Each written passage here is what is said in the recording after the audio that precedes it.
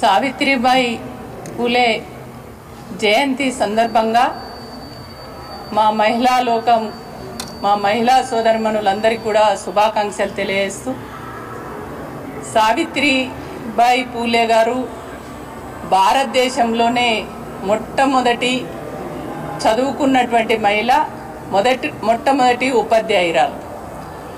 ఆమె చదువు నేర్చుకొని వాళ్ళ ఊర్లో వాళ్ళ పక్కింటి వాళ్లకు చదువు నేర్పించి ఇవాళ ఆమె స్కూల్ పెట్టి చాలామంది మహిళలకు చదువు నేర్పినటువంటి తల్లి సావిత్రిబాయి పూలే. ఇవాళ తను ఉపాధ్యాయురాలుగా ఉండి మహిళల్ని అక్షరాస్యులుగా తీర్చిదిద్దినటువంటి మొట్టమొదటి మహిళ సావిత్రిబాయి పూలే. ఆమె నేర్పడం వల్ల ఇవాళ తెలంగాణ భవన్లో ఇవాళ తులా ఉమా మాట్లాడగలుగుతుంది అంటే ఇవాళ డాక్టర్లుగా, టీచర్లుగా వివిధ హోదాలలో చదువుకొని రాజకీయవేత్తలుగా ముందుకొచ్చి ఇవాళ ప్రజాప్రతినిధులుగా ఉన్నారు అని అంటే ఇవాళ మహిళలు 33% రిజర్వేషన్ కావాలని అడిగే పరిస్థితి ఇవాళ కొట్లాడుతున్న పరిస్థితి వచ్చింది అని అంటే దానికి సావిత్రిబాయి పూలే గారు. కాబట్టి సావిత్రిబాయి పూలే గారికి అంటే సావిత్రిబాయి పూలే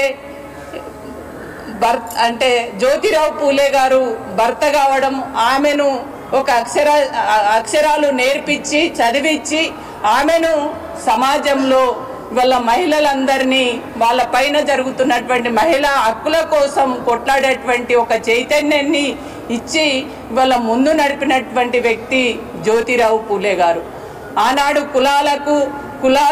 కులాల పేరు మీద, మతాల పేరు మీద అట్టడుగు వర్గాలకు జరుగుతున్నటువంటి అన్యాయాన్ని ఎప్పటికప్పుడు ఎండగడుతూ ఇవాళ సామాజిక కోణంలో అనేక పోరాటాలు చేసినటువంటి వ్యక్తులు వీళ్ళిద్దరు కూడా. కాబట్టే మా మధుసూదనాచార్య చెప్పినట్టుగా జ్యోతిరావు పూలే గారికి అదేవిధంగా సావిత్రిబాయి పూలే గారికి ఖచ్చితంగా భారతరత్న అవార్డు ఇవ్వాలి.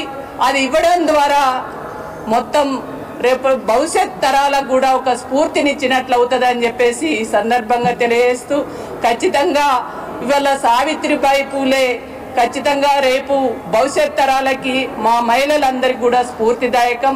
ఇవాళ మాటలలో చెప్పడమే కాదు, ఆమె చేసినటువంటి మంచి పనుల్ని స్ఫూర్తిగా తీసుకొని ఇవాళ పాలకులు కూడా చాలా బీసీలకు ఏదైతే కామారెడ్డి డిక్లరేషన్ కావచ్చు, ఇంకా బీసీలకు సముచిత స్థానం ఇస్తాము, బీసీలను ముందు పెట్టి నడుపుతామనేది కాదు, వాళ్ళు నడపడం కాదు, ఆచరణలో ప్రూవ్ చేసి ఖచ్చితంగా నిరూపించుకోవాలని ఈ సందర్భంగా కోరుకుంటున్నాం.